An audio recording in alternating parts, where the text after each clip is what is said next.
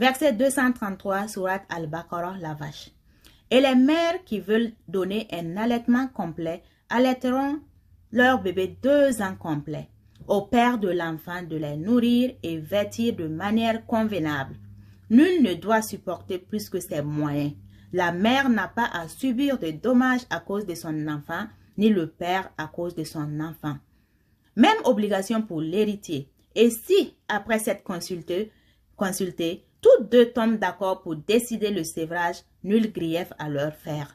Et si vous voulez mettre vos enfants en nourrice, nul grief à vous faire non plus, à condition que vous acquittiez la rétribution convenue conformément à l'usage.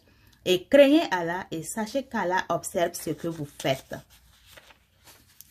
Ceux des vôtres que la mort frappe et qui laissent des épouses, celles-ci doivent observer une période d'attente de 4 mois et 10 jours.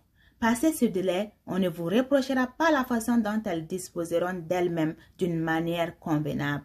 Allah est parfaitement connaisseur de ce que vous faites. Et on ne vous reprochera pas de faire aux femmes allusion à une proposition de mariage ou d'en garder secrète l'intention. Allah sait que vous allez songer à ces femmes, mais ne leur promettez rien secrètement, sauf à leur dire des paroles convenables. Et ne vous décidez au contrat de mariage qu'à l'expiration du délai prescrit.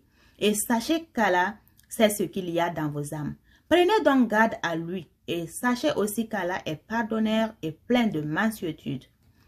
Vous ne faites point de péché en divorçant d'avec des épouses que vous n'avez pas touchées et à qui vous n'avez pas fixé leur mare. Donnez-leur toutefois l'homme aisé selon sa capacité, l'indigent selon sa capacité, quelque bien convenable dont elles puissent jouir. C'est un devoir pour les bienfaisants. Et si vous divorcez d'avec elles sans les avoir touchées, mais après fixation de leur mare, versez-leur alors la moitié de ce que vous avez fixé, à moins qu'elles ne s'en désistent, ou que ne se désiste celui entre les mains de qui est la conclusion du mariage. Le désistement est plus proche de la piété.